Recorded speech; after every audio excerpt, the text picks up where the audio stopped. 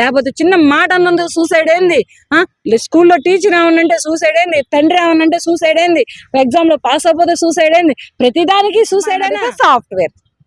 అబ్బాయి కావాలంటే సాఫ్ట్వేర్. ఈ సాఫ్ట్వేర్ లో ఉన్నది ఏంటి, సాఫ్ట్వేర్ రాసుకుంటే ఇప్పుడు రాలుతుంది బూడిద, పిల్లలు పెడతారు. అమ్మాయి కూడా ఆపరేషన్ డెలివరీకి ఒప్పుకుంటుంది. అమ్మాయి కూడా ఒక్కడే బిడ్డ కావాలంట, అత్త మామూలు ఉండొద్దంట, ఒక్కడే బిడ్డ కావాలంట, అదే కూడా ఆపరేషన్ డెలివరీ కావాలంట. ఇప్పుడు ఆపరేషన్ డెలివరీల వలన ఒక బిడ్డను కంటే రేపు వాడు చచ్చిపోతే నీ గతి ఏంటి? మన బాచుపల్లిలో చంపాడు, ఇక్కడ నుంచి పడవటం మొదలు పెడితే ఇక్కడికి వచ్చాడు 36 కోట్లు పొడిచాడు సాఫ్ట్వేర్ అని ఉద్యోగస్తులను ఇచ్చినందుకు.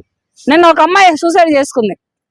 ఏమని చెబుతుంది అమ్మాయి, తమ్ముడు నేను ఇప్పుడు సాధారణమైన లేవు, ఇంత ముందు లెక్క సాధారణ డెలివరీలు జరగవు, ఆపరేషన్ డెలివరీయే జరుగుతుంది. అమ్మాయి కూడా ఆపరేషన్ డెలివరీకే ఒప్పుకుంటుంది. అమ్మాయి కూడా ఒక్కడే బిడ్డ కావాలంట, అత్త మామూలు ఉండొద్దంట, ఒక్కడే బిడ్డ కావాలంట, అదే కూడా ఆపరేషన్ డెలివరీ కావాలంట. ఇప్పుడు ఆపరేషన్ డెలివరీల వలన ఒక బిడ్డను కంటే రేపు వాడు చచ్చిపోతే నీ గతి ఏంటి, నీ బతికేంటి? రేపటి రోజు నీ కాలు చేయి ఆడని రోజున, నీకు ఒంట్లో బాగాలే రోజున నిన్నెవరు చూస్తారు? ఒకటి కనుక ఇప్పుడు నలుగురిని కనాలి పిల్లల్ని, నార్మల్ డెలివరీసే కావాలి, నలుగురు పిల్లల్ని కనాలి. ఏ అమ్మాయి అయినా ఇప్పుడున్న జనరేషన్ లో, ఎందుకంటే ఇద్దరే ఉంటున్నారు, ఇద్దరు చచ్చిపోతున్నారు, ఎవరు బ్రతకట్లేదు. ఇక్కడ పిల్లలు పుడుతున్నారు కానీ బ్రతకట్లేదు. ఏదో ఒక వయసులో చిన్న చితక యాక్సిడెంట్లు ఏంటి, చిన్న జ్వరం ఏంటి, లేకపోతే చిన్న మాట అన్నందుకు సూసైడ్ ఏంది, స్కూల్లో టీచర్ ఏమనంటే సూసైడ్ ఏంది, తండ్రి ఏమనంటే సూసైడ్ ఏంది, ఎగ్జామ్ లో పాస్ అయిపోతే సూసైడ్ ఏంది, ప్రతిదానికి సూసైడేనా? అలా నీ ఒక్కగానొక బిడ్డ చచ్చిపోతే నీ గతి ఏంటి? అందుకనే ఏ మహిళ అయినా ఏ పురుషుడైనా కొత్తగా పెళ్లి చేసుకున్న యువజంట ఇప్పుడు నలుగురు పిల్లలు కనాలి. ఇద్దరు తండ్రికి తోడుంటారు, ఇద్దరు తల్లికి తోడుంటారు. మీరు ఎంతగా ప్రైవేట్ స్కూళ్ళలో ఫీజులు పోసి చదివించలేరా? గవర్నమెంట్ స్కూళ్ళలో చదివించండి అయ్యా, గవర్నమెంట్ కాలేజీలు పంపించండి అయ్యా, వాళ్ళకి గవర్నమెంట్ ఉద్యోగాలు వస్తాయి. ఇవన్నీ వదిలేసేసి అమ్మాయిని అడిగితే సాఫ్ట్వేర్, అబ్బాయి కావాలంటే సాఫ్ట్వేర్. ఈ సాఫ్ట్వేర్ లో ఉన్నది ఏంటి, సాఫ్ట్వేర్ రాసుకుంటే ఇప్పుడు రాలుతుంది బూడిద, పిల్లలు పెడతల్లా, పిల్లలు రాలట్లేదు, ఎవరి కడుపులో నుంచి కూడా పిల్లలు రాలట్లేదు. సాఫ్ట్వేర్లు ఉండడం వలన కొన్ని జెన్యున్ ప్రాబ్లమ్స్ వచ్చి, సాఫ్ట్వేర్ పెళ్లి చేసుకోవడం వలన బాడీలో కొన్ని జెన్యున్ ప్రాబ్లమ్స్ వచ్చి ఇక్కడ వైవాహిక జీవితానికే గాని, సంసారానికే గాని, పిల్లల్ని కంటానికే గాని ఇద్దరు ఫేడ్ అవుట్ అవుతున్నారు. అటు అమ్మాయి ఫేడ్ అవుట్ అవుతుంది, ఇటు అబ్బాయి ఫేడ్ అవుట్ అవుతున్నాడు.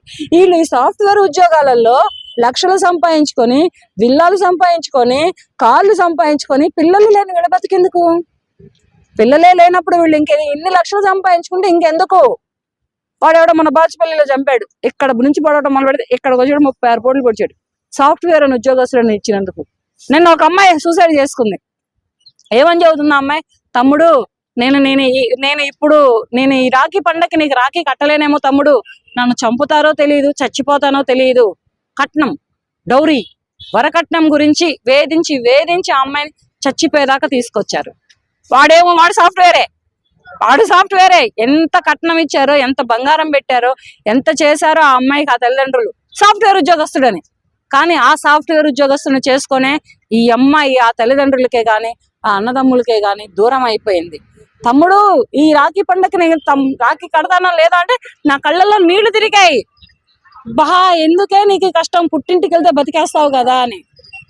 తమ్ముడు ఆదుకోడా, తల్లిదండ్రులు ఆదుకోరా? అంటే పెళ్లి చేసి వదిలించేసుకోవడం తల్లిదండ్రుల బాధ్యత కాదు కదా అమ్మాయిలని. అందుకనే ఇప్పుడు ఏంటంటే ఆస్తులు చూస్తున్నారు, అంతస్తులు చూస్తున్నారు, సాఫ్ట్వేర్లను చూస్తున్నారు, లక్షల్లో శాలరీలు చూస్తున్నారు, లగ్జరీ లైఫ్లను చూస్తున్నారు. ఇష్టమైతే కలిసి కాపురం చేస్తున్నారు, ఇష్టం కాకపోతే 6 నెలలు 3 నెలలు సంవత్సరం లోపల విడిపోతున్నారు ఇద్దరు. కలిసి అయితే మాత్రం ఎవరు ఉండట్లేదు. దీనికే లక్షల్లో కట్నాలు ఎందుకు, లక్షలు పోసి ఫంక్షన్ హాల్స్ మాట్లాడుకోవడం ఎందుకు? ఈ సాఫ్ట్వేర్